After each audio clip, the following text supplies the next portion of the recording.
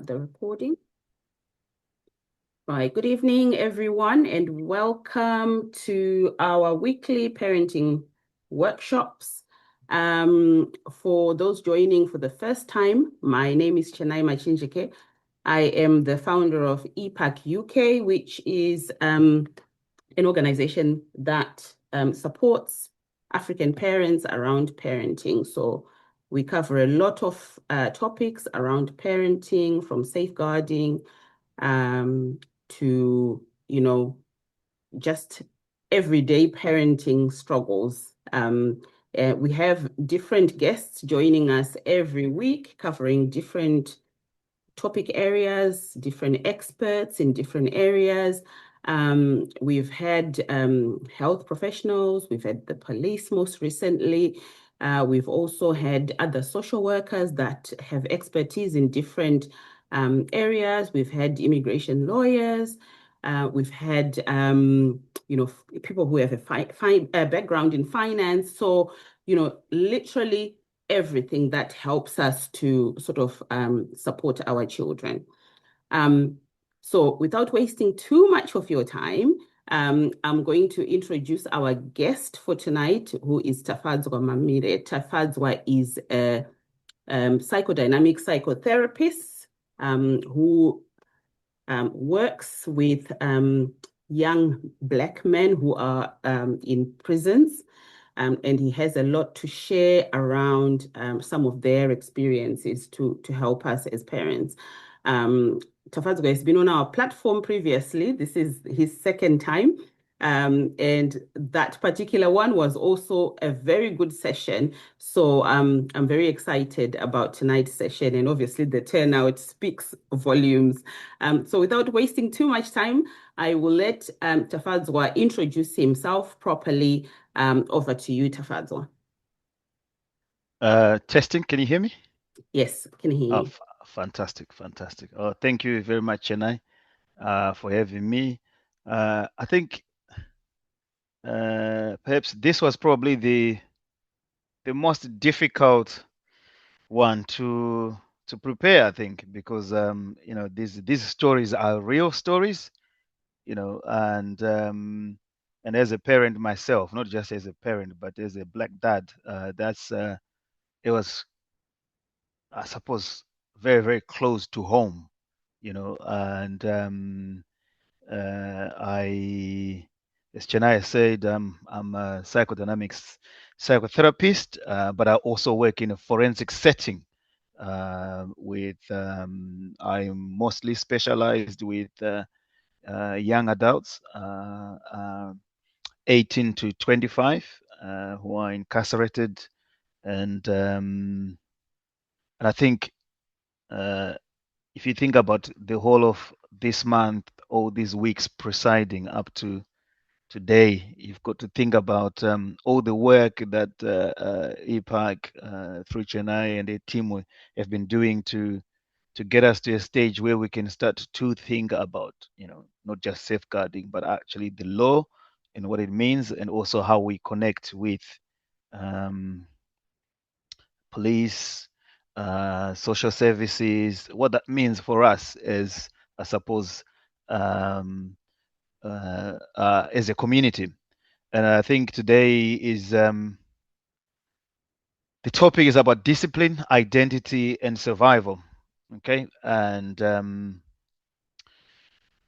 mean every week I sit with young black men, and they tell me that they love their moms and their dads deeply, and I know many of us we try hard to do the best that we can for our children.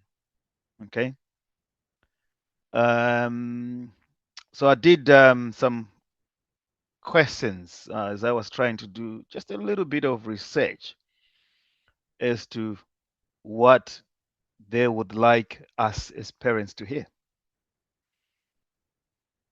And the biggest thing was, can you tell my people what I wish I would have known earlier so that those that are outside can learn? Now, um, when we think about prison, we always think that it's full of bad people, but actually, it's there are some bad people in there, but there are also some very unfortunate young kids who just came from normal, decent homes, but just fell on the wrong path. So that's what we're going to be talking about today, and we'll do some interactive where I'm going to ask you to type some stuff in the chat there, and then Chennai can pick up some of those things in there as we go along. Okay. Right. So welcome to our presentation on discipline, identity, and survival. Parenting lessons from young black men in prison. This session aims to share insights from the experience of young black men, focusing on their journeys and lessons learned. We'll explore how these lessons can inform and enhance parenting practices within Afro-Caribbean community in the UK. Together, we will reflect on the challenges and opportunities that shape our children's identity and futures. Okay. So, thank you for coming tonight. Some of us, I know we've been at work and it's a Monday. Your commitment to parenting and community is vital, and I appreciate the effort it takes to be here tonight. Okay. Tonight's discussion centers on discipline, identity, and survival. We will explore parenting lessons derived from the experiences of young black men in prison, emphasizing on their insights.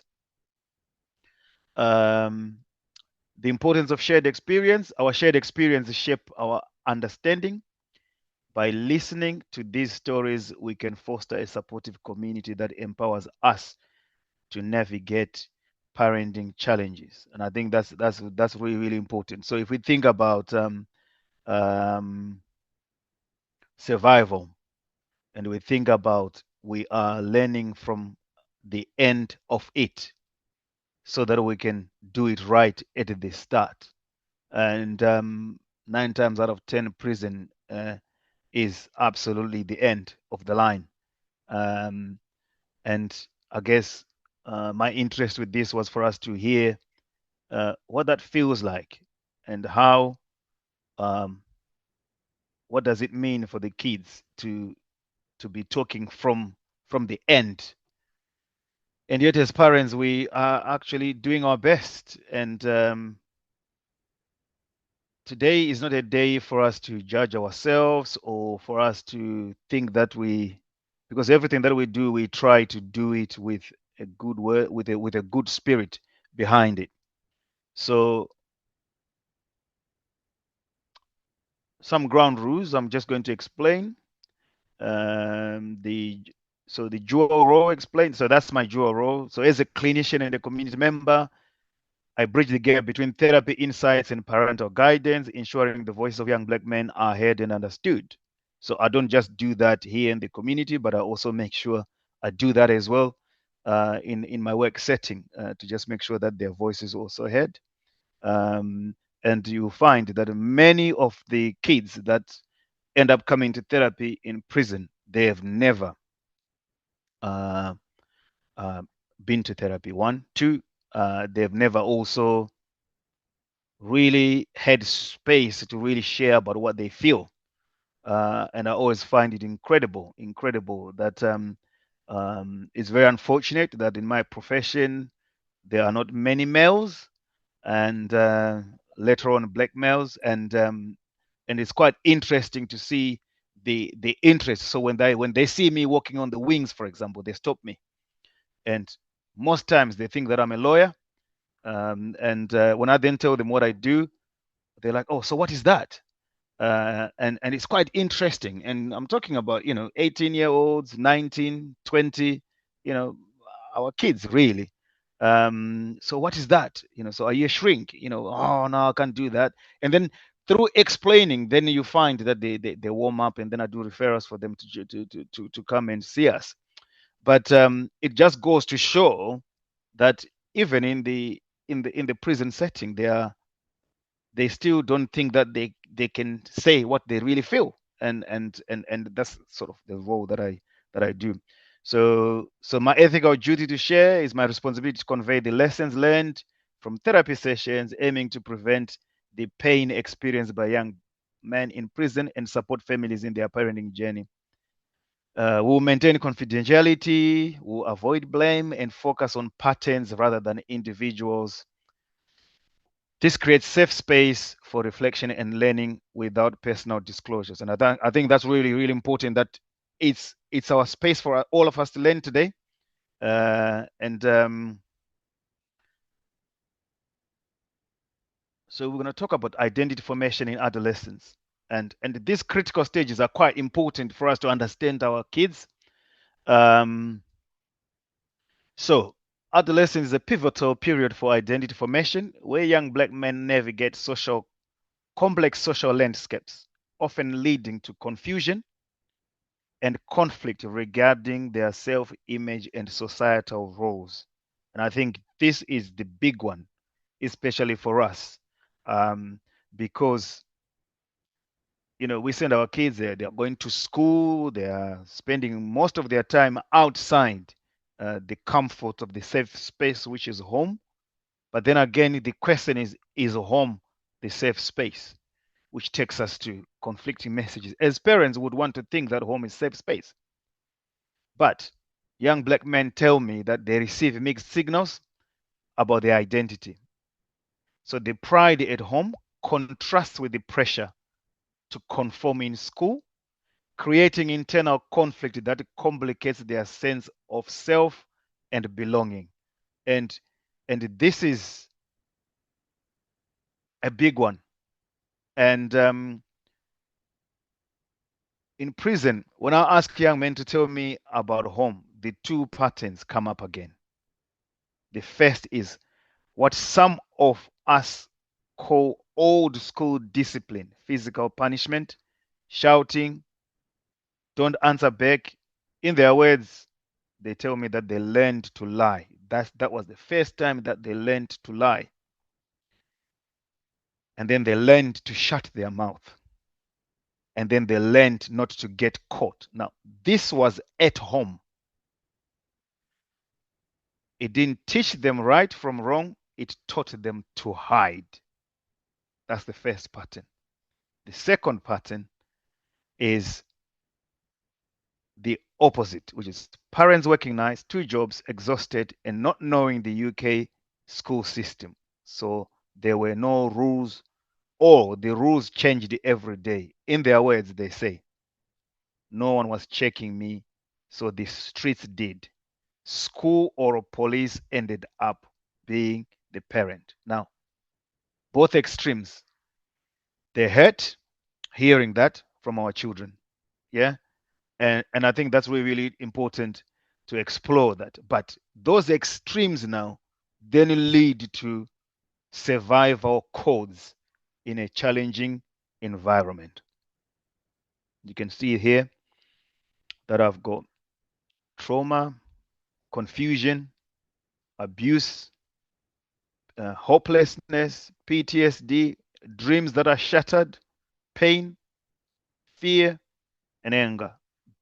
Biggest thing is our young boys, especially boys, are very, very angry, but they have a way of concealing that anger at home, and which has resulted in them having these survival codes. But these survival codes, they have come from the way we parented, thinking that that's the right way to do it, but we're doing it old school. Don't talk to me like that. Shut your mouth. And then in doing these things, they then learned to lie. They also learned to not engage with us. And then we thought by them being quiet, they are good kids, because that's what we thought. Well, I can talk personally. In my upbringing, being a quiet child was being a good child, but actually that did not reflect what was in my thoughts, in my minds. Now, all that scenarios leads to what we call survival codes. Okay. Now, these survival codes now is trauma and survival codes. So trauma often leads to the development of survival strategies, which can be effective in one context, but maladaptive in another, impacting emotional and relational health significantly. Okay. Now, I'm going to ask you to type with no shame who was raised with a belt? Those that were raised with a belt, can you just write belt? And then those that were raised with more of a talk, just write talk. And I think that would be interesting. And no shame, just type in the chat. Um, A lot of give you belts. a lot of belts. Oh, blimey. A Okay. All lot right. of belts. Some talks, belt and talk. But mostly belt bandy, someone said. So, Shouting, yes. mom belt, dad talk, belt and small talk, shamu. um, First offense talk, then second offense belt, wire and belt, Wow. occasional belt, belt talk, belt trouble, Wow. uh, belt talk, belt. Yeah, Sandak. Right. Now, uh, Mugoti. uh, Yes. now, I hope, and those parents that are in here with their children in here today, can you just show us, just put a hand up that you're here with your kids? Yeah. Thumbs up emoji if you're watching with your kids. Yes, Spiwe is. Yeah, we got some emojis. Yeah.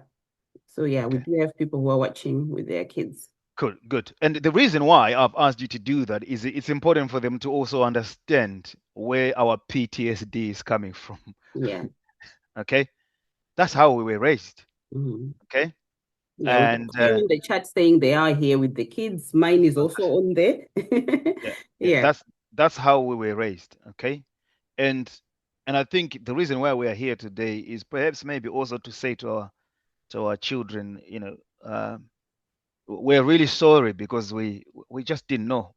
Okay, because the only way we knew was how we were raised, and this environment has had to teach us to adapt. Mhm. And perhaps we have not adapted quick enough for you, but I suppose this conversation and you guys coming with us today is for us to probably start to have a conversation, okay? So that in the home, you do not live with survival codes, because the survival codes mean that you are showing us someone else at home, and out there you are someone else. Okay. Now, some of the protective things that come with the survival codes is one, never snitch. Okay. This protective measure keeps individuals safe on the streets, but can lead to extended sentences in the justice system, Mhm. highlighting the need for context aware interventions. This is absolutely important. I cannot stress this enough. Okay. Um, this is a survival code that our children, when they are out there, it makes them to feel safe. But which then means that when they come home, they forget to remove that mask and they never tell us what's going on. So it means they are maintaining the safety of the streets and bringing it home, but they are leaving us as parents as in the dark as it can be. Then we're then surprised when we then hear that, oh, my son did that. It's just because of the safety that comes with code one, never snitch. Yeah. So as parents, we probably need to think about how we talk to our children about, and I'm not saying that our homes are not safe.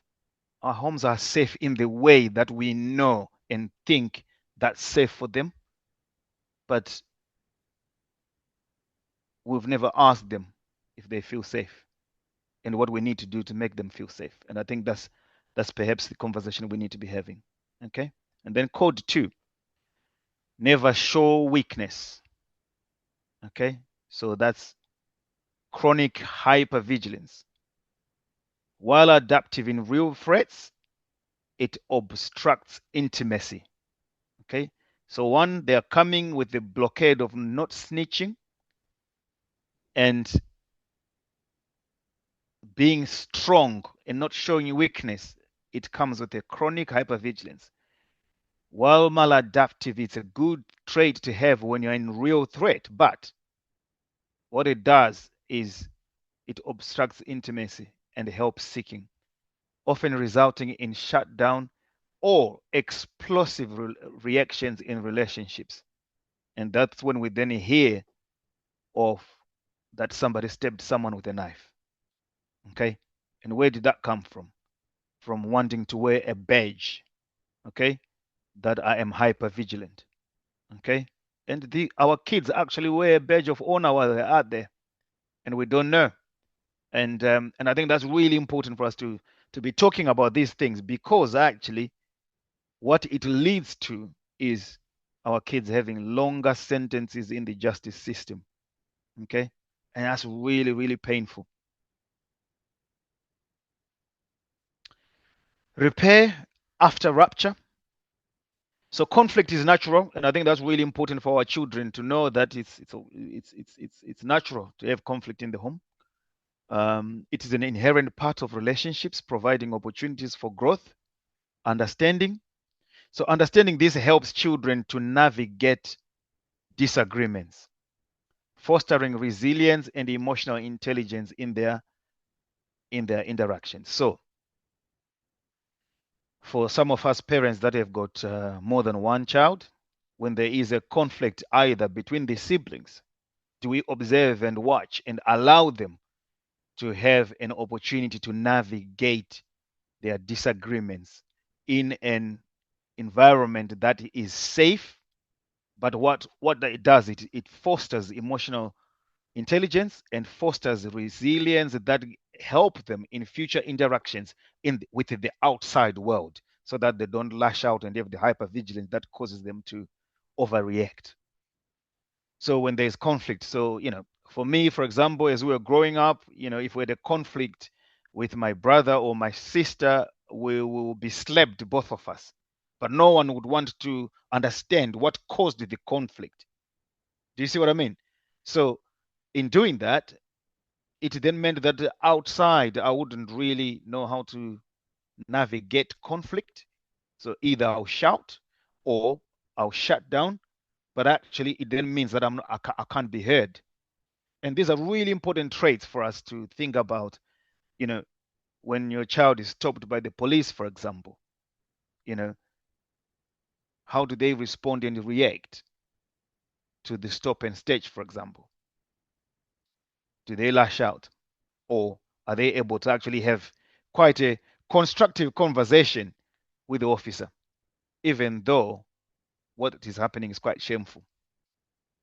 Repair is essential. So repairing relationships after conflict is crucial for emotional health. It teaches children that relationships can endure challenges, promoting a sense of security and trust within family dynamics. So really important that we repair when the conflict has happened. And in doing that, we must do it with love, in love, so that our children can internalize uh, and the sense of this promotion of emotional security and trust within family dynamics. And that is what would then cause them to start to want to come to talk to us, which leads to us on verbalizing feelings. So encouraging children to express their feelings during conflicts helps them articulate emotions. And that's a really, really important trait. Girl children are better at this, but boys are really, really terrible at articulating their emotions. But creating an environment where this practice fosters empathy and understanding, allowing for healthy resolutions and stronger connections. So all of these things are stories that are coming from our sons who are incarcerated, who are saying they wished if they knew that there is a better way of resolving conflict without having to take a knife and stab someone. without having to go and join a gang. And that's what they're telling us. And, you know, all of us who are here today, we're here because we want to come together as a community and think about how we can make this better. Yeah. And I suppose there is an authoritarian way that we were raised, which was very high control and low warmth. And I think that's really important for us to sit there and just think about what that meant. It was very high control and low warmth. And majority of us were raised like that. And that's where, because they said so, there was no room for us to then bring in what we think and what we feel. And then there's the authoritative, which is high control, high warmth, which then explains the reasoning. So this rule is because if you come home at 6 o'clock, before it gets dark, we are protecting you from meeting unscrupulous people. So the rule then comes with a reason behind it, not just a rule. And I want us to catch that. So there's the two types, so authoritarian, high control, low warmth. That's almost like I said so because I'm the parent. Yeah. Let's think about ourselves and think about how many times have we done that when we are under pressure. That is an authoritarian, high control, low warmth. Now, our children, when we do that, they receive that with low warmth.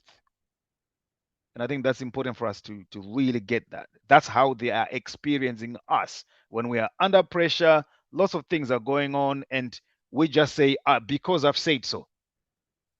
But what they are hearing is low warmth, high control. However, the second part is the authoritative, which is high control and high warmth. This is where we say, I've said so because I want to keep you safe. And for some of us in my generation, for example, for sure, I never got that. I've had to learn. And some of the things my children have had to teach me.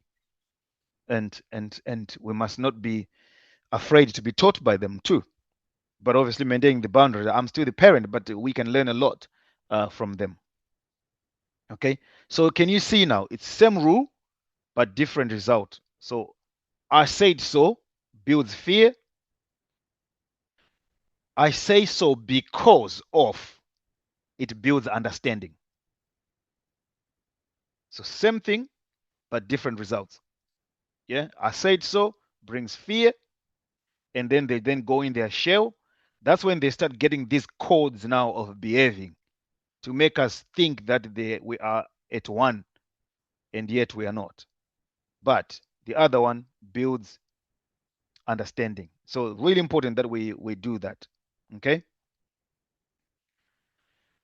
And I'm going to ask a question, which is, when we feel rage come up, and we all feel it, okay? Come from work and really tiring, you come, the house is upside down, everyone is doing what they want to do, and what do you do? Can you just write in the chat? I also have a raised hand, Mandy. Did you want to Yes. say something? Go on, Mandy. Or is that an accidental hand raise? I don't know. Maybe. Or it might be an accidental one. Yeah. Okay. So we've got The question. Yeah, repeat the question. Yeah, the question is, so when we feel rage come up and we feel it, and no, you don't have to win the argument in that second, what do you say to the children? There's a lot of shouting. Suppress it. Someone said suppress it. Yeah. Shout, shout. Sometimes I just shake my head and walk away and give the eye. Yeah. ask if I'm their fairy. Yeah, shout, shout. There's a lot of Okay. shouting. Negative Okay. commenting. Someone said, Mhm. suppress it. Yeah. Okay. Yeah, a So, lot of shouting. all right. Okay. But what we're trying to do Pampers is, them, someone said, or just say it's their lucky day. I withdraw and deal with me first before rage is not the appropriate response. Ignoring them, spank. Most times I come back to deal with it. Yeah, a lot of shouting. okay. That's really good, isn't it? That we're being really, really honest with each other here in a safe environment. Okay. How about you come in and you see that, then you call them up and you say, I'm really upset with what I can see. I'm going to shower. We'll talk in 20 minutes. Mm. Yeah. What that does, it stops us from doing something we regret that brings police or social services in. Because we've had a tough day, right? And you come home and you just think, oh my God, what have I just come into? But our children now, they learn from how they see us regulating ourselves. So it models regulation. Mm. Yeah. So your son sees that adults can be angry and still choose to control themselves. Really, really, really important. Yeah. So when Mm. you come back, you are disciplining the behavior, not attacking the child. Now, when you come in and shout, you are attacking the child, but you're not disciplining the behavior. That's the difference. Mm. Okay. But all these are internalized. And when they do, they then go out there, code switch, and start to behave differently. And then they start, when they come home, they pretend as if all is okay when it's not. Okay? So by doing that, it's not being soft, and that's really important. It's actually a strategy. Why? Because prison taught these young men that violence is a fast answer. But when we slow down, we are teaching them there is a slower and a stronger and much more appropriate answer. But I'm going to repeat that. Okay? When we come in shouting and attacking, the children in prison say to me that they internalize the violence as a fast answer. So they run around after shouting, isn't it? Yeah. And yet, if you say that I'm really upset right now, I'm going to go and shower, I'll come back in 20 minutes and we'll talk about this. We're teaching them that there is a slower and a stronger and more effective way to dealing with anger.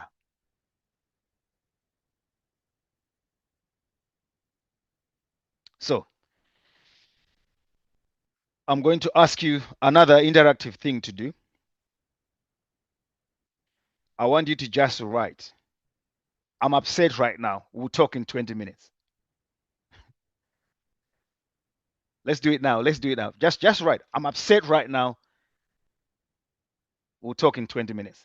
Type in the chat. I'll give you just, 30 seconds to do that.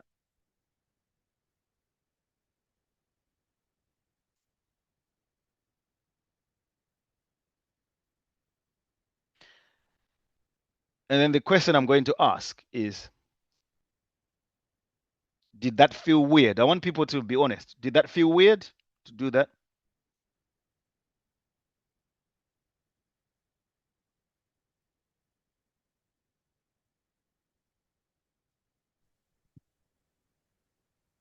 Yes, it did feel weird. Yes. Is there someone that's brave enough to just type why it felt weird?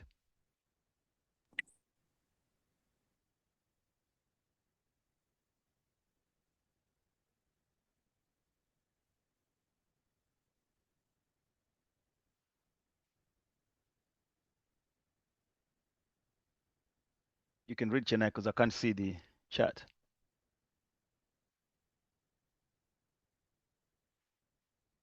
If there's anyone brave. I'm There talking is. to myself. I'm so sorry. I was Yeah. on mute. Yeah. So I was saying the comments are coming up very fast. Right. So someone put in the chat that it's difficult to hold back emotions. That's why Yeah. that was Yes. hard. And Correct. someone Correct. said it's not natural. Yes. And someone else said because I am not used to doing it this way, Yes. because emotion cannot be timed like that. Yes. Yes. Very weird. We just don't have time. I cannot Yes. wait. That's why I felt weird. I love it. I absolutely love it. And Wow. someone This. said, because when I'm upset, it feels like patience runs out and you Yes. want a quick resolution or solution. Yes. Emotions will be taking control of you in that moment. Yes. It feels un-African, someone said. That's really interesting. That's really interesting. But the reason why I asked us to do that is because for most of us, it's unnatural. Hmm. Okay. So I wanted us to put an unnatural thing out there for us to realize that what we think is natural is what's driving them to have these behaviors. Hmm. And they are asking us, is there not a different way? And that's why I gave those two different different scenarios. Okay. Quite a lot of feedback, which is really positive. Someone said, I've always disciplined myself to never address issues when I am upset. I realize that when I'm upset, it's not them, it's me. I am the one who has an issue when I'm upset. Proactively training helped me. I like that. Yeah. Fantastic. And what we're doing today is, as a community together, we are learning something that is not natural to us. So that when this comes up again, we have to think about it. Okay. And we're internalizing this so that when it comes again, we're going to think, oh man, I'm getting so cross, so vexed up now. Do I have 20 minutes? and I think that's the question. Do I have 20 minutes? Mm. Or what do I do? Yeah. And I think that's what we're just trying to do here, to just break that circle a little bit, to think about, do I have 20 minutes?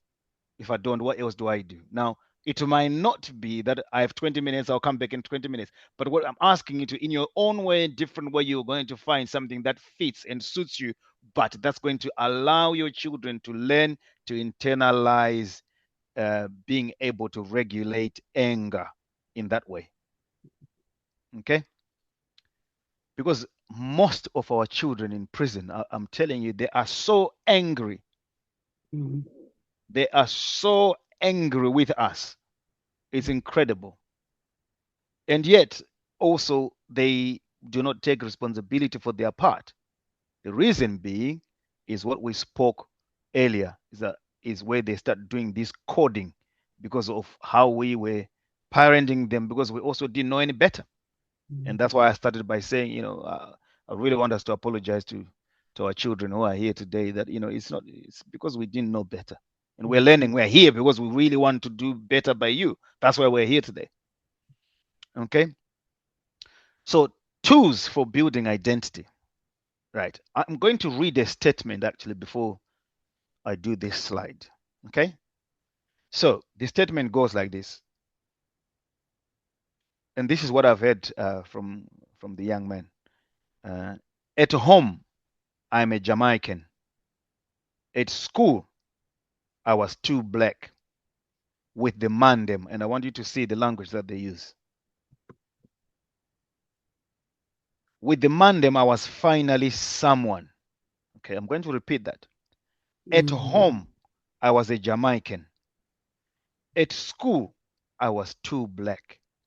With the mandem, I was finally someone. Yeah, that's a statement from someone, from one of our kids. Okay? And this builds into the story about identity.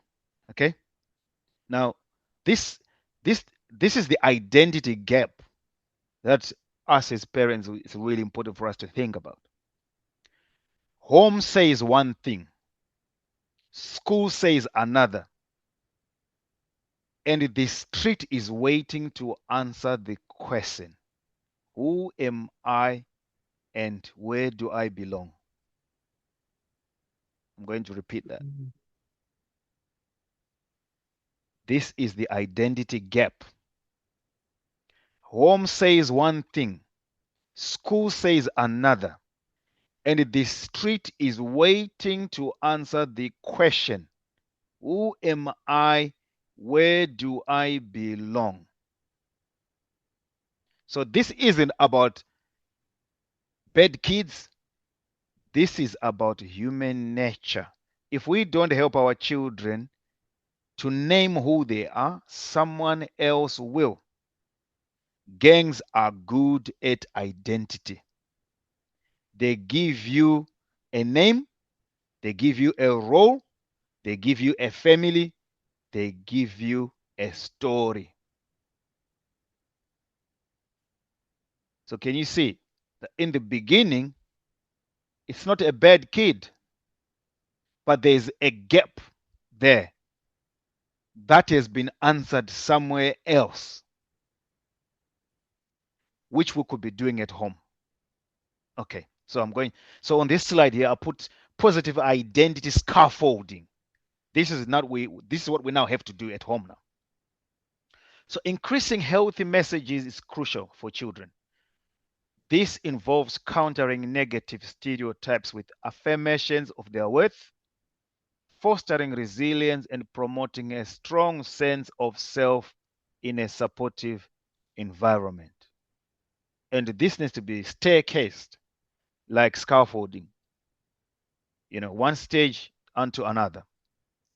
And then the family story, sharing family history helps children understand their roots. By recounting stories of resilience and achievement, parents can still instill pride and a sense of belonging, reinforcing their identity positively. Okay? Now,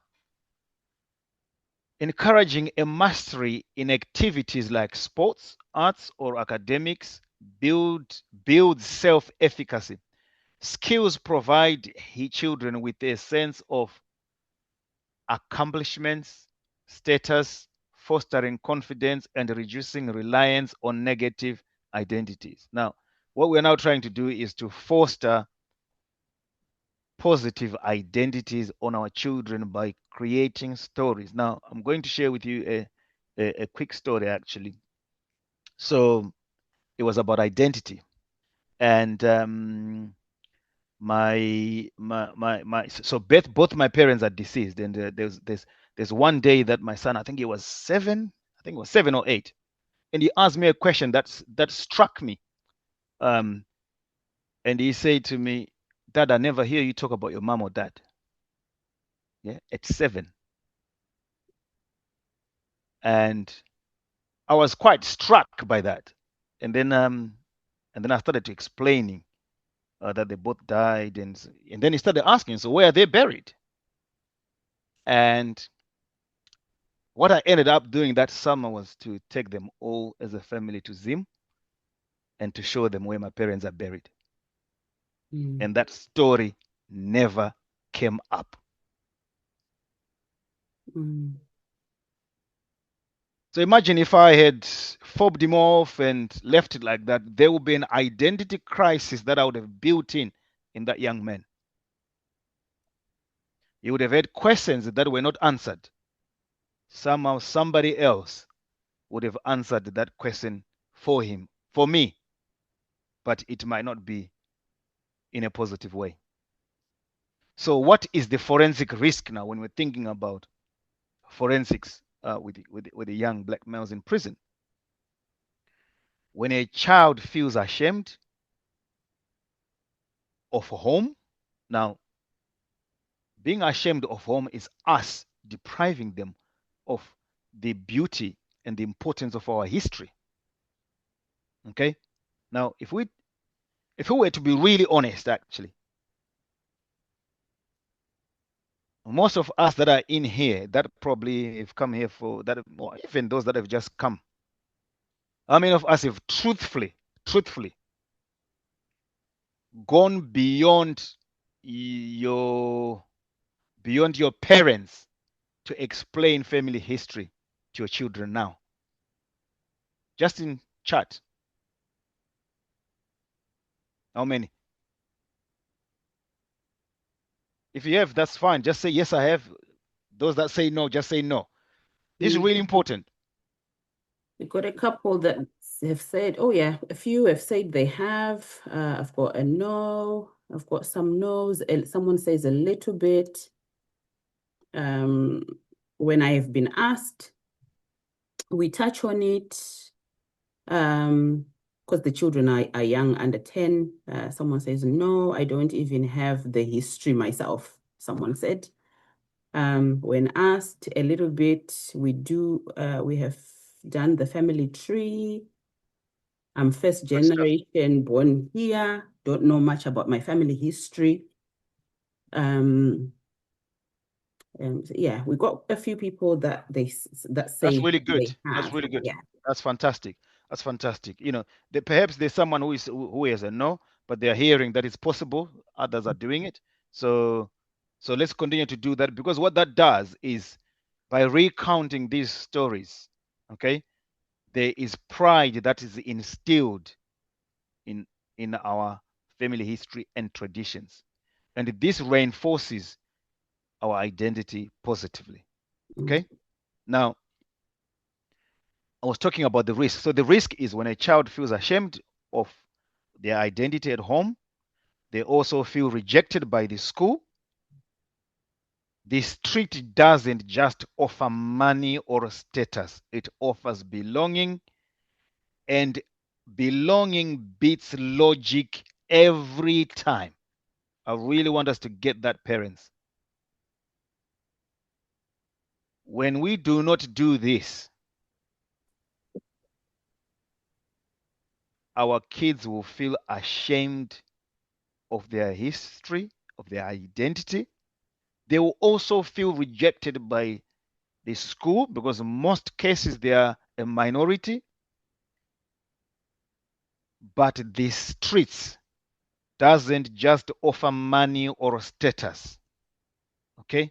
When I'm talking about doesn't just offer money or status, I'm talking about drug pushing.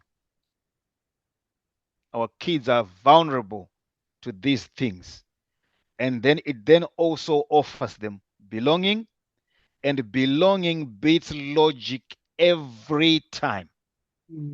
We can never win from the streets if we can't make our children to feel that they belong and they feel safe, one, at home, two, through their identity.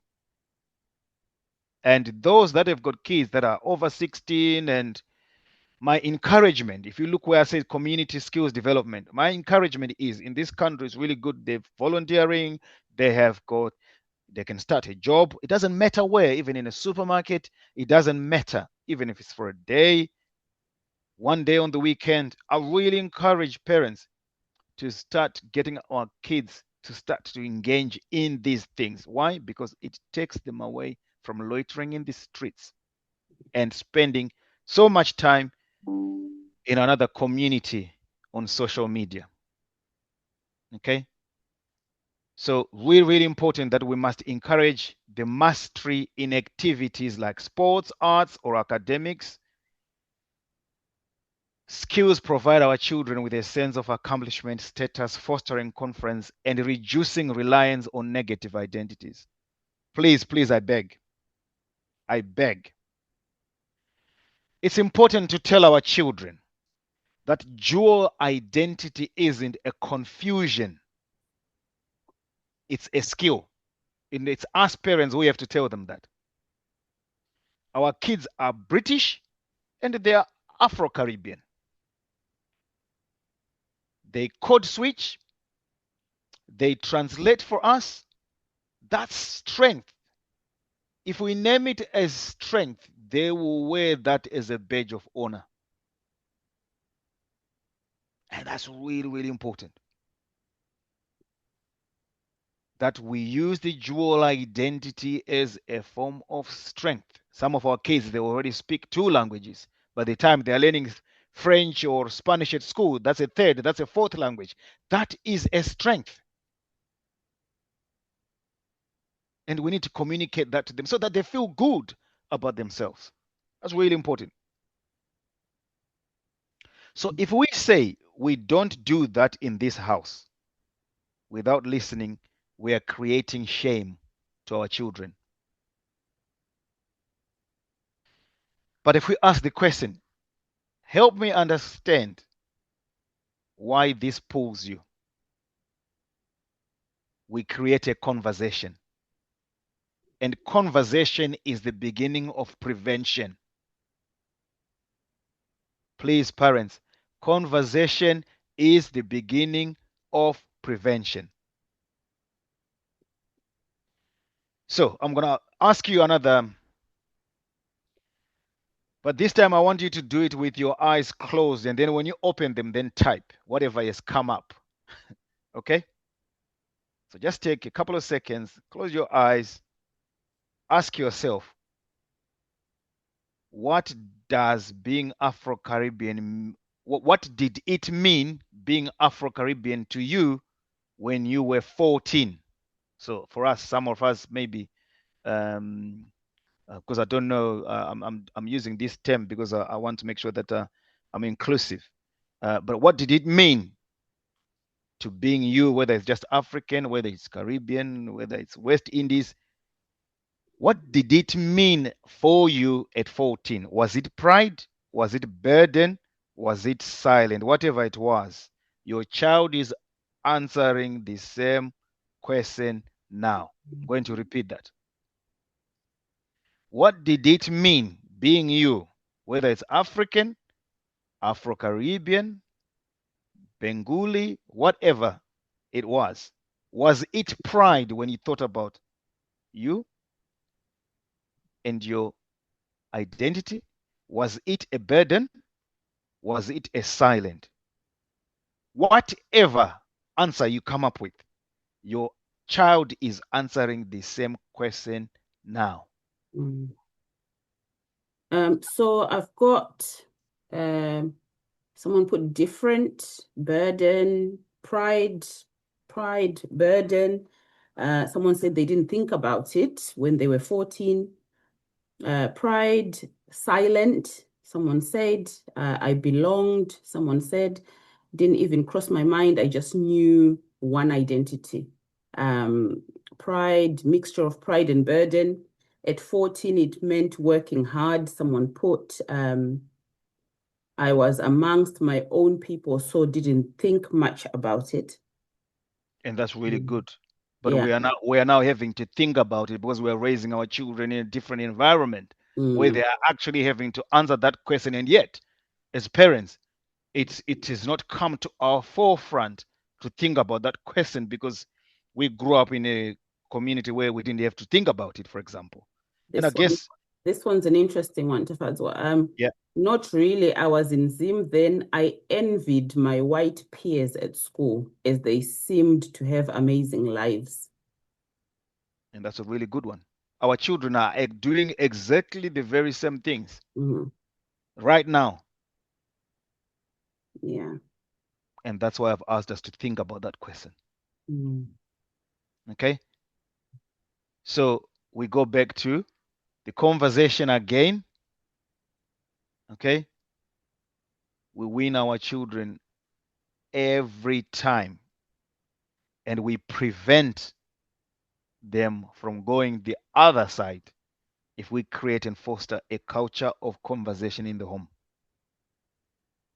Okay. So discipline as a clinical intervention.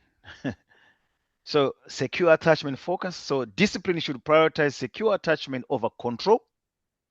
This approach fosters emotional safety, allowing children to express themselves without fear, ultimately leading to healthier relationships and better emotional regulation.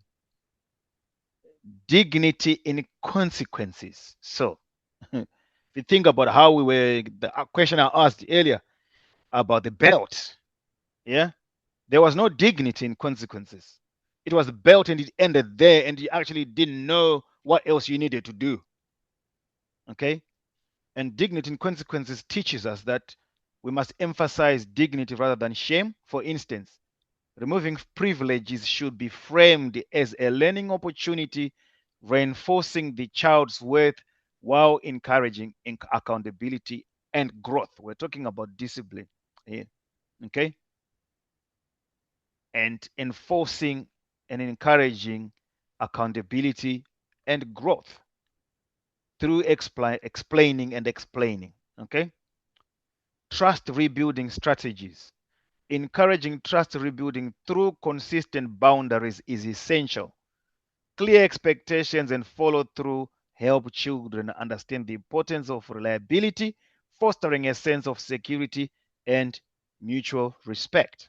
Now, in prison, we also have got detention, right?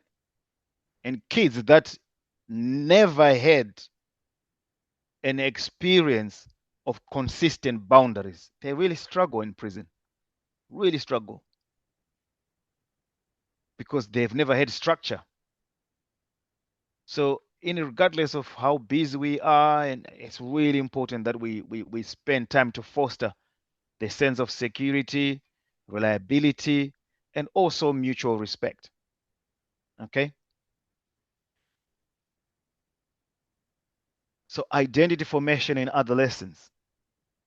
So, that visual, who are you? It's important for us to be able to name race and racism early. Okay? Our children should not be surprised by what they experience because the parents said nothing. As early as possible, let's create a conversation about race and racism.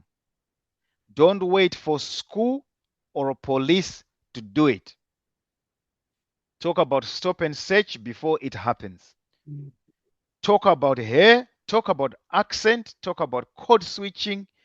If we are silent, they think it's shameful. If we name it, we take away the sting. I hope parents, you've heard this.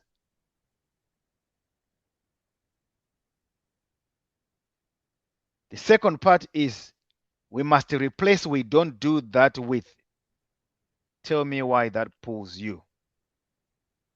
It's like saying we don't wear hoods in this house. It shuts them down.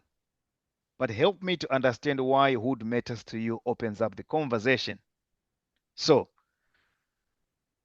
we don't do this in this house, create secrets. But help me understand it creates data, and parents need data to protect our children. Okay?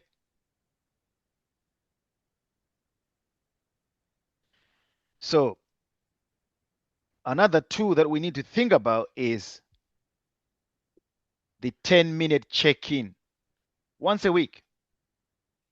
No phones, no lectures, but 2 questions. What was hard this week? What was good this week? That's it. You are building the disclosure muscle before there is a crisis. So in prison, guys tell me, I never told my mom anything after the age of 12. Wow. So if you've got kids that are 14, 15, 16, think about what you're not being told because we've not created this space. So we can stop this by starting now. So I wanted to grab a pen. Okay, actually, I'm thinking that I'm doing this to an audience in the room. Okay, we want to go on our chat again and write this. I wanted to write this question.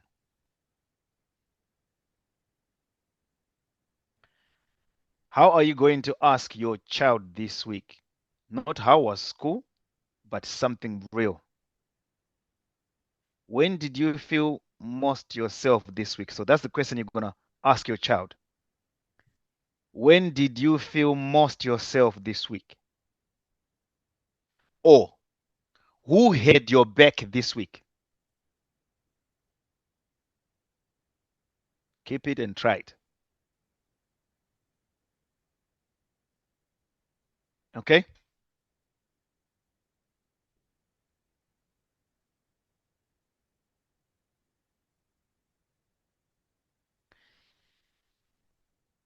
So, impact of marginalizations on young black men when we don't talk. Feeling marginalized. Over 60% of young black men in the UK report feeling marginalized in society because we are not talking about race, stop and search, and their identity early enough that they feel that they are inferior.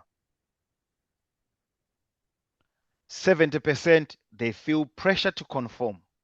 70% of young black men feel pressure to conform to hyper masculine ideals. Now, hyper masculine ideals are the ideals of the streets where you have to look strong, where you have to wear a badge of honor, but negatively, which causes incarceration and ending up in prison. So, young black men are incarcerated at a rate of 3 times higher than their white counterparts. Mhm. And that's real. It's happening every single time.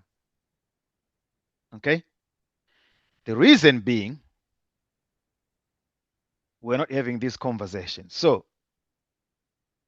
by the age 11 to 15, most of the young men I sit with had already learned these rules. Hypervigilance, never relax, watch every door, every face, no weakness, don't cry, don't ask, don't tell. Loyalty over safety. Between the age of 11 to 15, that's what they're learning. And the words that they used is your boys before yourself, no snitching ever. So this is street language.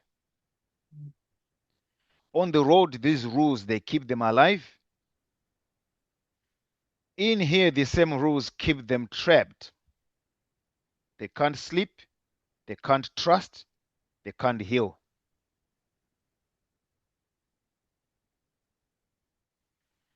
And here's the line that breaks me every time I ask, what do you wish someone told you at 14? And they say the answer, I wish someone told me real strength is asking for help.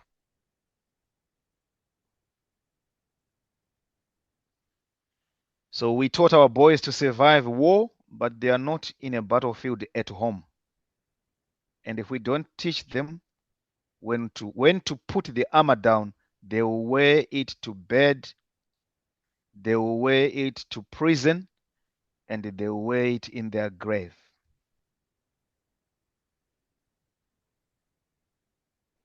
Really important when we think about what does masculinity mean to our boys when we're talking to them. They are not in a battlefield to fight anybody. If we don't teach them that, they are going to wear these hyper masculinity ideals. They are going to wear them to bed, they are going to wear them in prison, and they are going to wear them to their grave. And that's the reality, unfortunately, that quite a handful of black parents are going through. The greatest gift you can give your child is not your riches, but your wisdom. This quote emphasizes the importance of imparting knowledge and life lessons to the next generation, especially in the context of parenting and identity formation. So, frequently asked questions. What can I do to support my child's identity development? Encourage open conversations about their heritage and experiences. Provide positive role models who reflect their identity. So, the question is the power of 3. We need to be asking ourselves and our children, who are the 3 adults that you would seek support from when you're in a crisis and you've got something that you need to say? Or name one. How can I effectively communicate boundaries? Use clear and consistent language when setting boundaries and ensure that your child understands the reasons behind them. Understanding is very important because it creates conversation. Conversations always prevents, because they bring knowledge and they bring understanding to both parties, parents and the child. So what resources are available for parents in similar situations?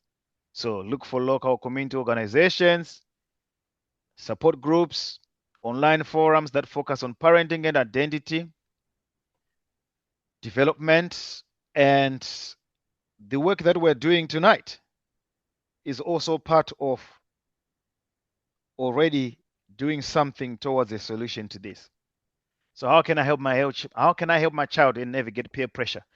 Teach them decision-making skills, encourage them to seek support from trusted adults when faced with those choices.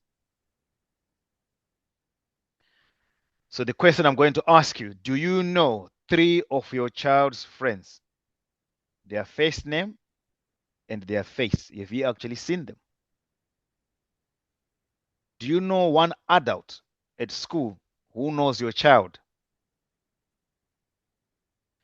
If the answer is no, isolation is already happening, and every single case I've worked with in prison, isolation came before the offense.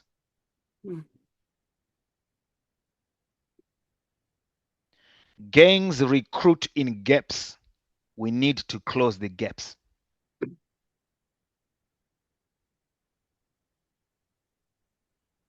So that's your homework. If you don't know, name one friend of your child. If you don't, then that's your mission this week. Not a lecture, but it's about curiosity, not interrogation. Okay? Really important.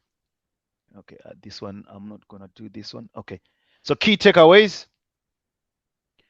We've talked about complexities of identities. Young black men face unique identity challenges, often torn between cultural pride and social expectations. The internal conflict can lead to confusion and maladaptive behaviors, impacting their development. So, role of community. Community support is vital for young black men. Shared experiences foster resilience, belonging, helping them navigate identity struggles, and providing a network of positive role models. Now, it's important to ask this question. If you have a girl child or boy child, right, do you know any positive role model that they talk to that is outside of you as the mother or you as dad? Can you name one? I don't want you to answer that, but I want you to go away, think about it. Reframing discipline. Discipline should be viewed as a tool for secure attachment rather than control. Effective discipline fosters trust and emotional safety, essential for healthy parent-child relationships. Now, reframing discipline is really important. Why? Because gangs, they frame discipline and codes to the extent that even the prison system houses people in cells according to the gangs that they belong in to avoid conflict. So I want you to see how big this thing is. So they are not safe on the streets. They are not safe in prison either the moment they join a gang. So positive identity formation, encouraging storytelling and skill development to enhance self-esteem, sharing family narratives and fostering mastery in various skills helps young men build a strong positive identity.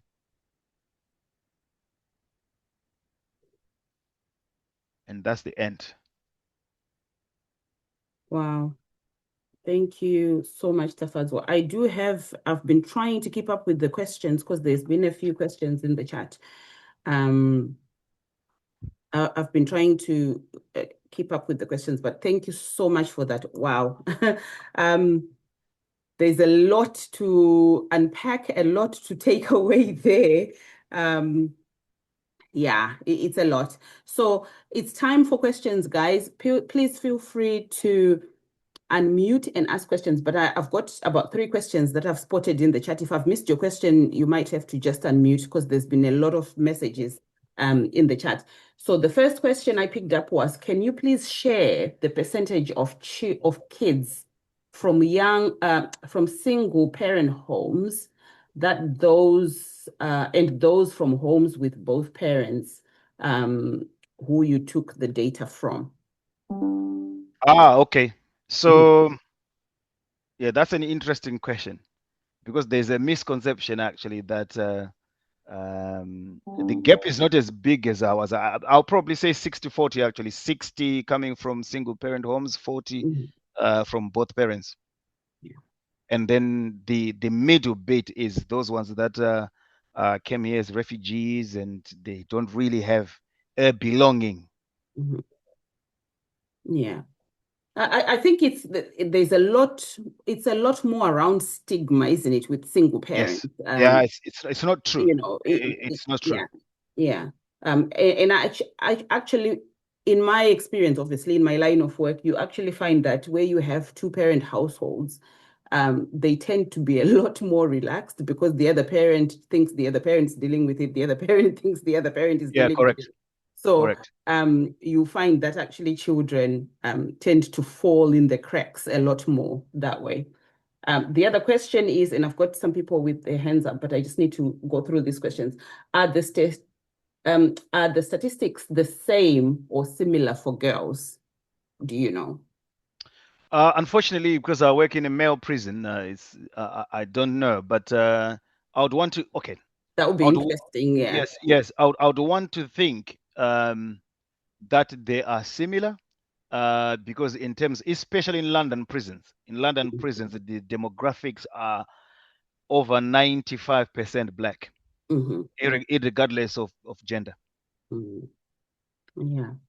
And Tammy made a comment and then asked the question. So she said, healthy co-parenting is important. In our culture, when parents separate, I see some men thinking they are punishing the ex-wife by not talking to the children.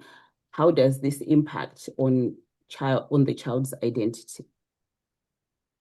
Well, hugely, because children internalize co-parenting, okay, and they learn from dad and they learn from mom. Now, sometimes, and this is why I want to dispel this myth about single parents, okay, and the role of a father figure does not have to be your biological father, okay, and that's really, really important for single mothers to who are there to understand that it does not have to be your biological father. Now, there can be kids that are coming from mom and dad, but actually the son has a father figure who is not his father, yet dad is at home. And I think that's really, really important. And that's why I was asking these questions about, outside of home, who do they talk to? Do they have a male role model that they talk to? You'll find actually that even those that are coming from mom and dad, they're the same, but actually the son might have a role model that is not dad because dad just doesn't know how to connect with him. And this is true. Yeah. So I've got some hands up. I'll start with Ijoma first, then Toby, then Ngoni. Hello, good evening, everyone. My name is Ijoma Chedu. I'm a social worker and I work within the criminal justice system. I think you've answered my question. I wanted to ask because in my line of work as well, I deal with young adults from 18, and I've in most cases, like I would say, it's always children from single parents. But my question, I wanted to ask, what advice would you give to single parents? Let's say, for instance, where dad is not in the picture. What are the tools you can give them to cope? But you've answered that question where there's a male role model. I think that's what I wanted you to say, but you've said that already. So thank you very much. And I think most of the things you said today, yes, because I work in this line of job as well. but some things were like an eye opener for me as well. You know, some of the tools you were given. I think I would want more tools as well. But I think you covered most of the this thing. Thank you very much. Thank you. Thank you, Ijoma. Toby? Good evening, everyone. Thank you very much for the presentation. Can't hear you. You're very faint if you're speaking. Is it better now? A little bit. Is it better now, please? Yes. Yes, much better. Much Okay, better. great. Oh, thank you very much for the presentation tonight, and also Chennai for this community. I followed the one from last week, and I'm here again because I wanted to see the connection, which I'm glad I've been able to see. So I just want to, my first question is going to be, is it possible, because I have a bias and I would want your expertise to help me clarify.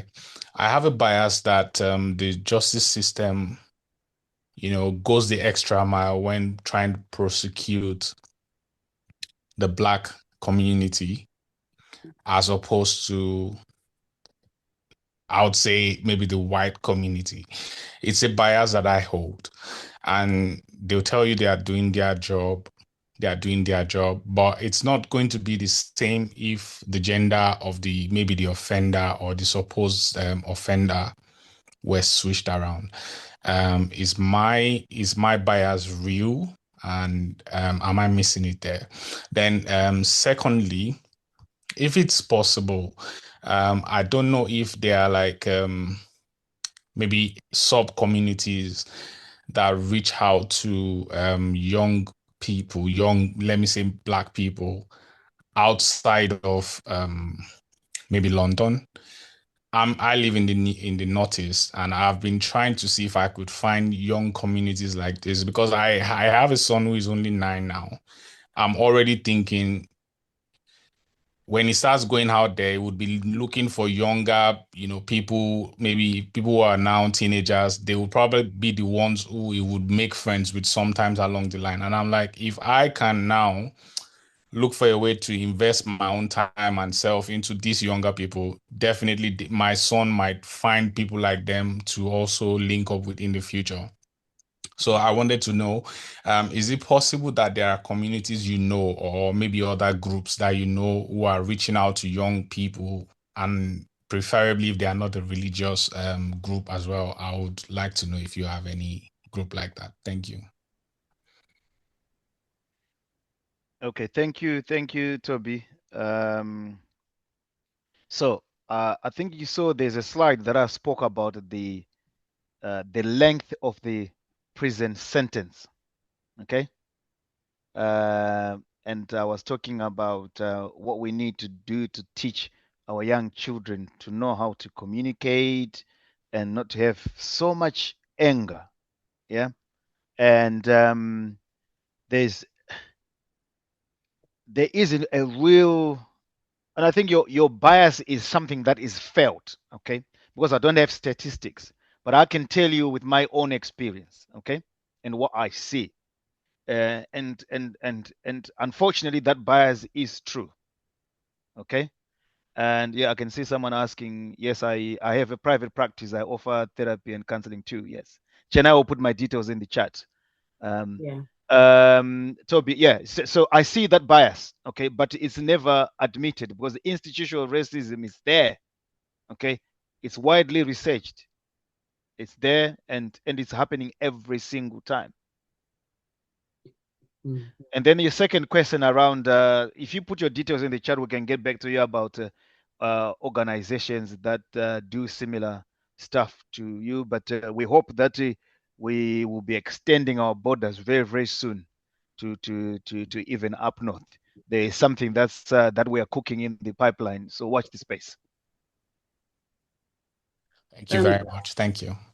Yeah, and just to add, I think just based on the conversations last week with the police officer that came, your bias isn't bias, it's reality. And even the police themselves are very aware, and a lot of what you're talking about is rooted in racism.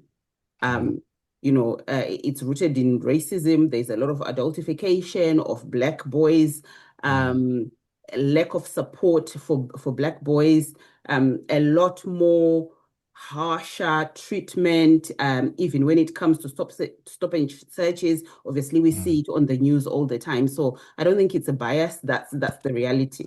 Okay. Really. Okay. Yeah. Thank you.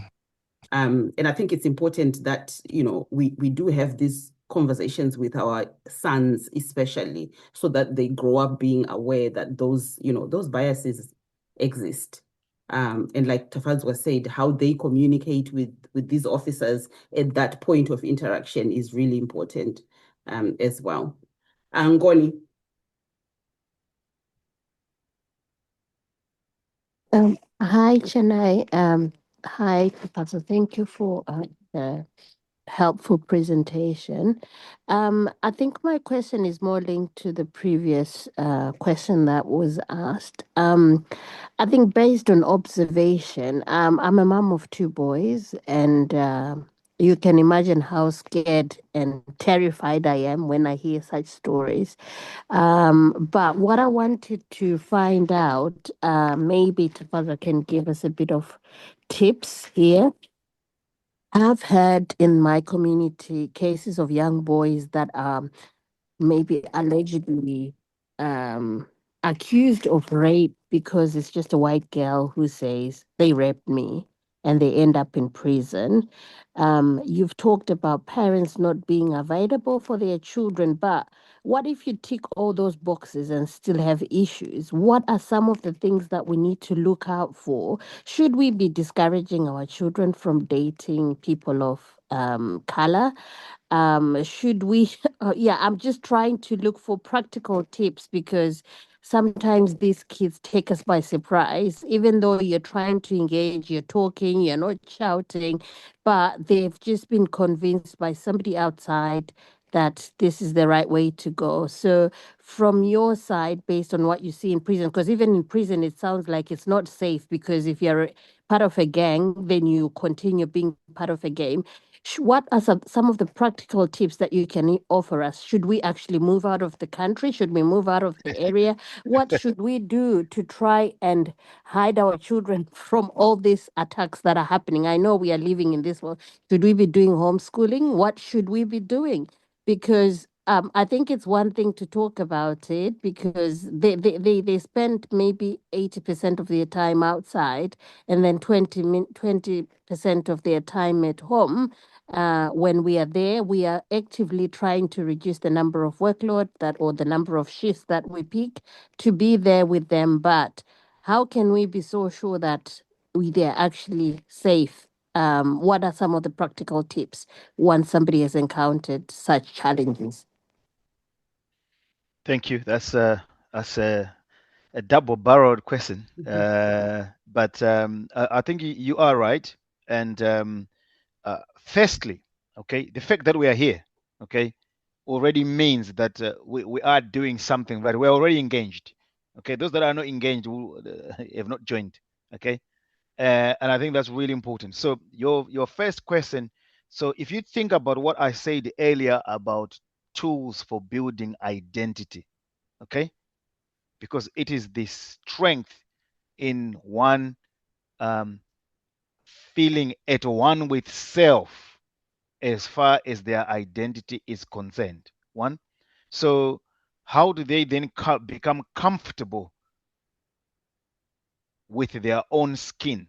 So we talked about the scaffolding effect, where we spend time, whether it's a 10-minute check-in, or it's an every evening check-in, or whether it's a chat on the dinner table, where our questions are intentional to build resilience to our children, not just how was school, because we do that. That's a very lazy question that we ask our children.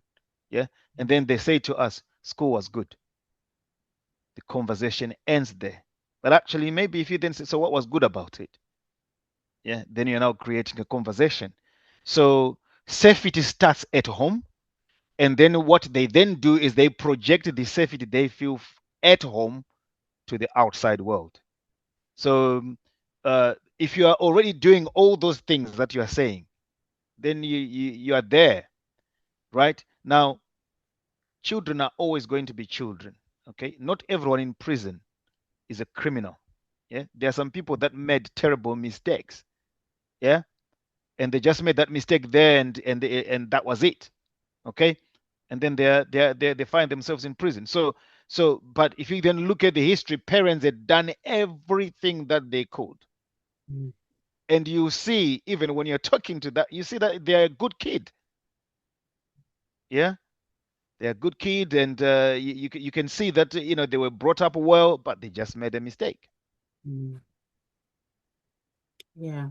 I hope that's answered you.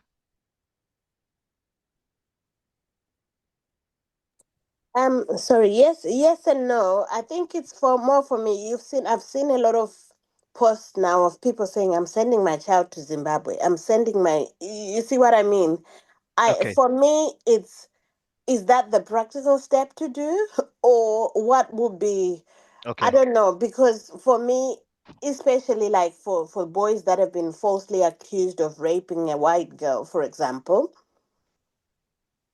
if it's institutional racism, maybe we can't do much about it because they'll listen to the girl more than the boy. I don't know.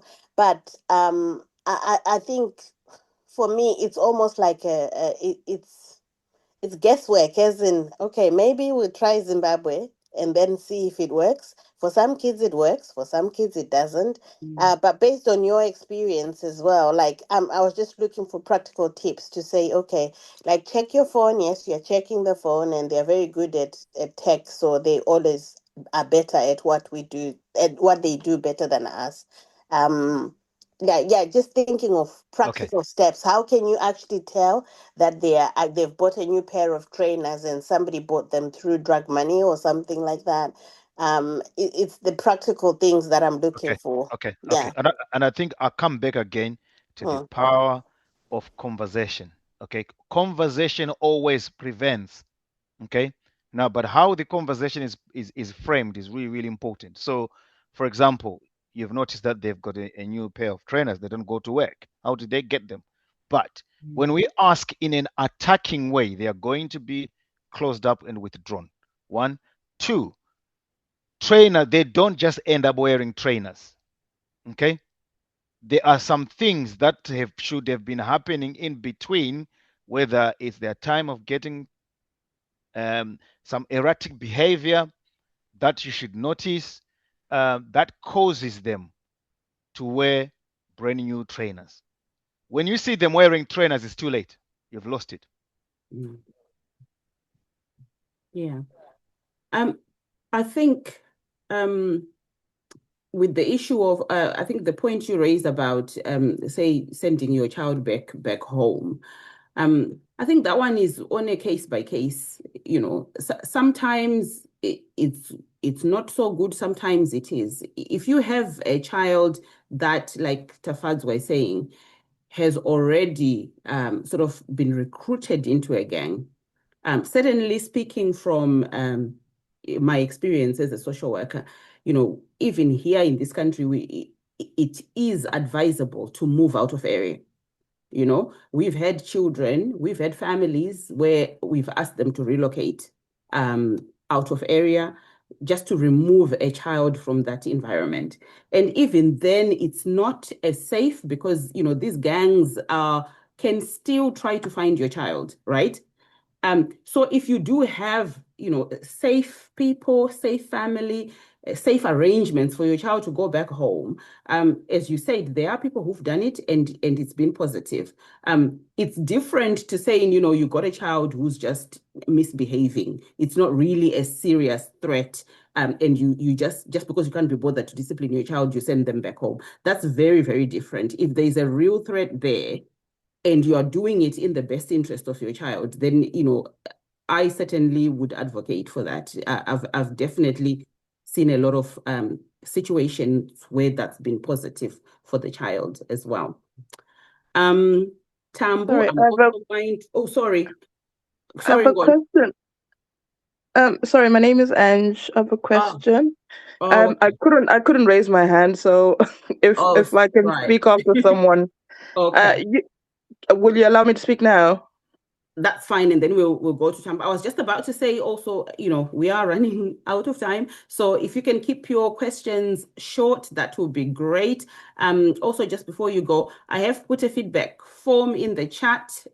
Please, if you can spare a few minutes just to give us some feedback and let us know what are the topics you would like us to bring next time, whether it would be a follow-on from this, whether you feel there was a gap in this presentation, which is an area that you might like to be expanded on. We can definitely look at that. But unfortunately, obviously, we don't have ample time. We only have a limited period of time to cover these topics. So if there's an area that's been missed that you feel very strongly about, certainly recommend it and we will look into that. Yeah, go on, Anne. Okay. I think, yeah, well, you might have just answered me there. I was thinking a follow-on session would be useful for some of us that maybe have made all those mistakes that Mr. Mamire has talked about, and also with children that are now much older but are still within the age gap that he's talking about, because some of them are now over 18. But, and it's now very difficult to even try and communicate. They've already shut us out or they've already shut down. And we're at a point where, you kind of don't know what to do, feeling hopeless. Even an option to sending them away is no longer available because as an adult, they'll just tell you, no, I'm not going to Zimbabwe or whatever, relocation or whatever. So I would really like to benefit from a follow-up session, where we can talk about strategies or ways to help those that are already in situations that, we talked about. Yeah. For when Tafadzwa was, talking, I just like, oh my God, yeah, I did that wrong. I did that wrong. I did that wrong, the way. And yeah, and I'm at this point where I'm thinking, what do I do now? Because I am totally clueless now. Yeah. To where So to start from. So sorry to cut you. As I said, I've got a few people with their hands up and just trying to give everybody a chance. I've just put my email address and phone number in the chat as well for anyone who would want to just send any suggestions for future topics. If you don't want to fill in the feedback form, you can also email me or send that via WhatsApp. Tambo, I'm so sorry because I know you've had your hand up for a very long time. Over to you. Yeah, I think most of my questions have been asked now, so I'm just going to comment. I like commenting. Thank you so much for this presentation. I think for me, one thing that Ngoni was talking about our children being accused of sexual abuse. I just wanted to add on to that because in my line of work, some things that we have seen is that some of our children, they don't understand the concept of consent. So that's another area that, is probably African parents. And we don't usually talk about sexual health and consent to our children as they grow. And especially those that come from Africa when they are already probably growing. And because in this country, they start talking about sexual health earlier on in schools. And we sometimes as African parents, again, I've seen we withdraw our children from those lessons because we say, oh, they are teaching our children about sex. But just, the moment you withdraw your child from those discussions, somebody's waiting again in the street to tell them about those things. And at home, sometimes we don't even want to talk about it as well. So it just becomes a cycle. I know a young boy who came from Zimbabwe, and he was coming to university, and the issue of consent was an issue. In his first year, he took a girl out. There was no consent. They did what they did. She woke up and she said she was raped, and that was his life lost. So those are the discussions that we need to think about, rather than, we don't talk about these issues. So that's one area that I just wanted to highlight. And another area that I wanted to highlight was the issue of co-parenting.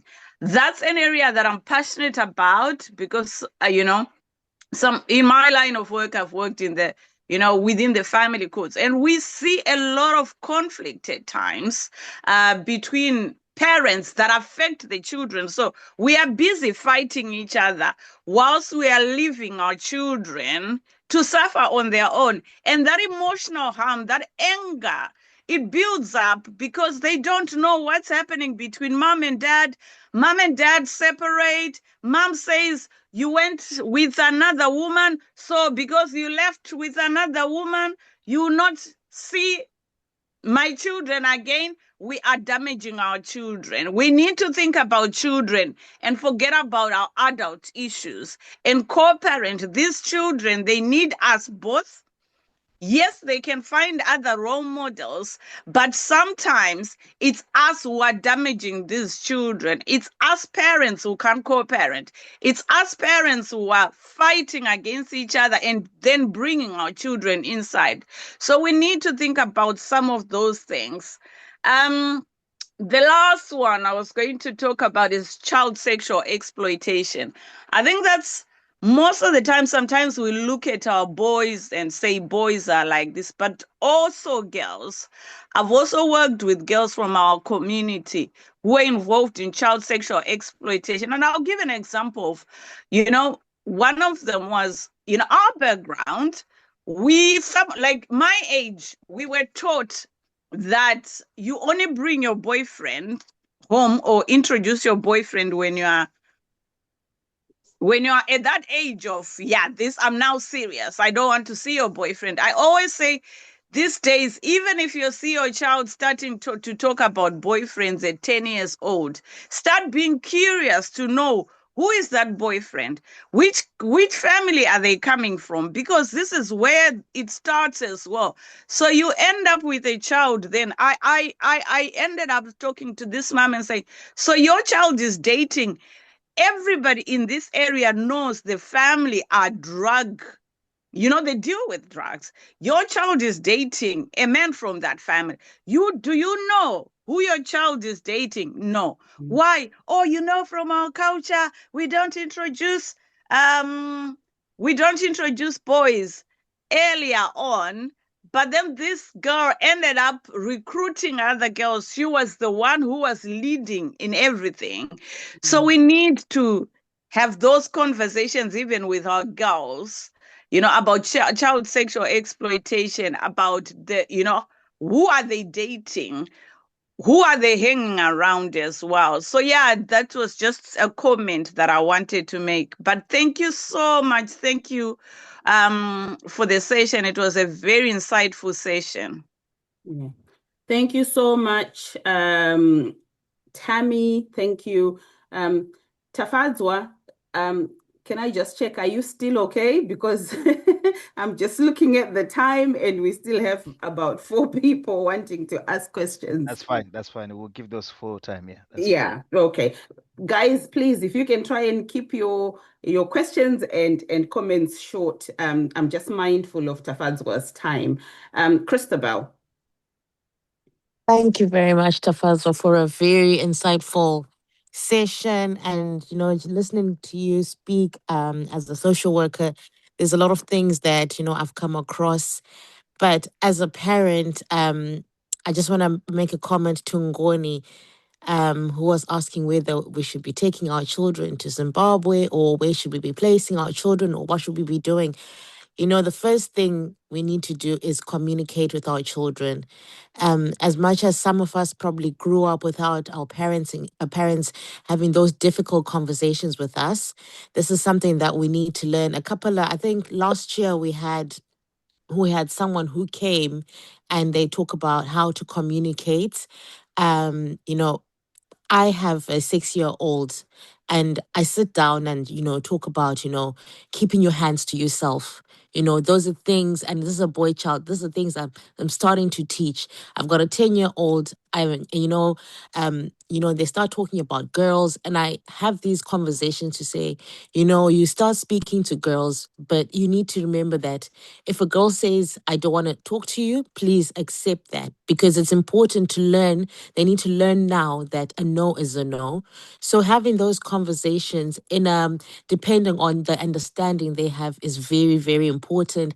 I've seen it. I've been in institutions, as Tafadzwa is saying, and for the first time I went to an institution, I was really scared, because you can really tell that these young people are, young people who are expressing their emotions from maybe the support that they didn't get.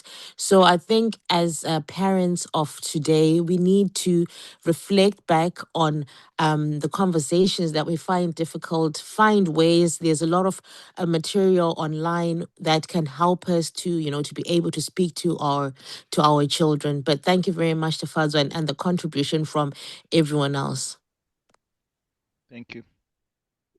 Thank you. Howie?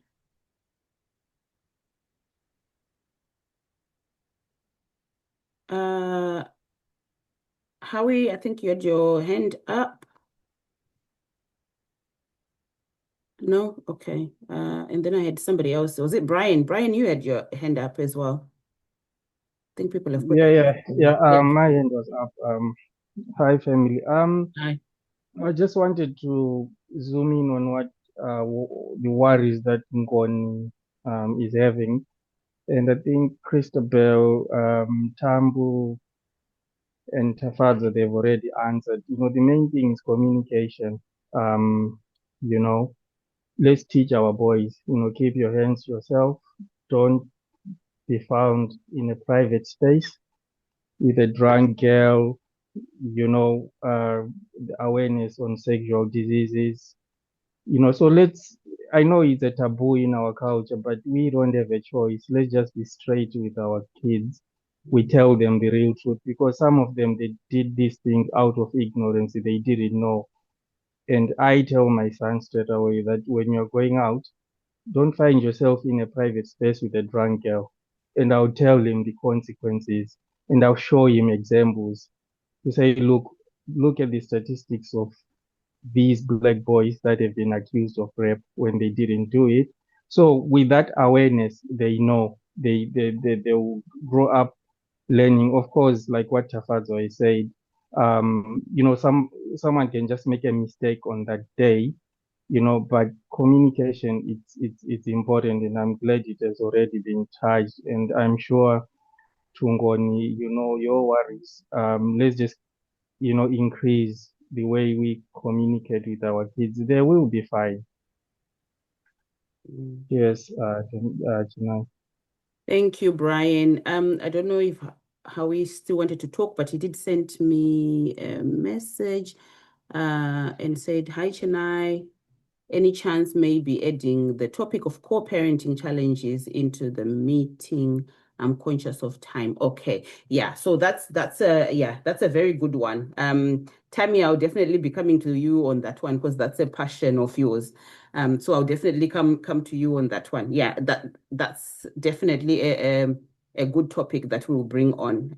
I think it's one we've covered previously, but that was over a year ago. So we'll definitely bring that one back as a topic in future. But yeah, anyone else before we come to a close? Say Good evening, everyone. Hello. Yeah, I'd like to ask a quick question. Oh, sorry. Yeah. Okay, All right, go I'll quickly ahead. go. Thank you. I just want to ask a quick one. How do you bridge the gap where you communicating doesn't turn to lecturing your child? You're communicating, but how do you bridge the gap where you don't lose yourself in lecturing them? Because then it becomes monotonous for the children, and they might lose interest. So how do you bridge that gap? Thank you. Okay, is that for me? Yeah? Okay. So if you think about, remember I talked about two things,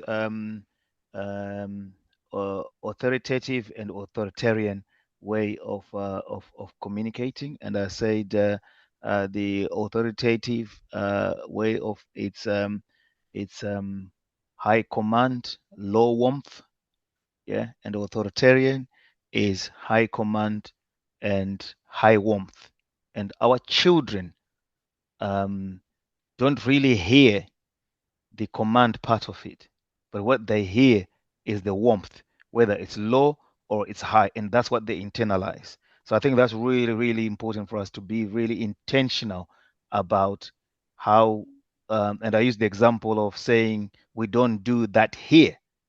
That's high command, low, and when you then say, tell me about why wearing a hood is important to you. Yeah, that's also high command. But what it then does is it has got a sensitive emotional impact to it. And what we want to capture for our children is for them to internalize being able to be emotionally sensitive to communicating. And that's really, really important. And that's where the role modeling of emotional regulation from us as parents is really important as we communicate to our children, because they will internalize that. Yeah, and for me, I always say also, communication is a dialogue. It's two-sided. And lecturing is one-sided. So if you find yourself just talking and the child is not responding, then you're not having a dialogue. It's one-sided. And some of the questions that are non-threatening that Tafadzwa suggested are really good in terms of encouraging a child to be open. And this is something I've said before, you have to be safe. And I think Tafadzwa asked that for, at the beginning. I was actually looking at something earlier on today, which was like a resource with different questions to ask your children, like in a safe environment, just to gauge whether they feel safe around you. And it's really important for us to have those conversations with your child. How safe do they feel to be open to us, or even to challenge some of our perspectives and thought processes? It's not wrong for them to challenge, or to seek to understand perspectives that may not make sense to them. But how much are we open to allowing them to feel safe enough to raise those things with us? And I think that's where that gap is that you talk about. That's where you bridge the gap. Be open. How open are you with your children for them to truly and safely express themselves about how they feel? And then one last person, which is the other person that was going to speak, please, because I'm just really mindful of the time. And we still have over 130 people, Tafadzwa. That's amazing. Nearly 2 hours on. Right. Last person, I can't remember who it was that was going to speak. The other lady. Are you still there? Oh, that's a shame. Right. I don't think they're there anymore. So yeah, thank you so much, Tafadzwa, for another really, really powerful session. Really, really thank you. I always really enjoy your wisdom and everything that you share.